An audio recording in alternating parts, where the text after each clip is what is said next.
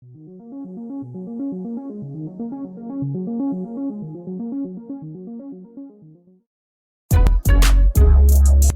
people reviews stuff. They also say this product is the price is quite good. We've found pros and cons on this type of product.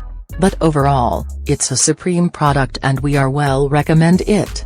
When you however want to know more details on this product, so read the reports of those who have already used it.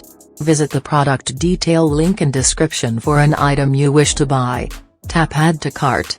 When you've finished adding items to your cart, tap the shopping cart icon. If you need to edit the items in your cart, tap save for later or delete next to the item in the cart.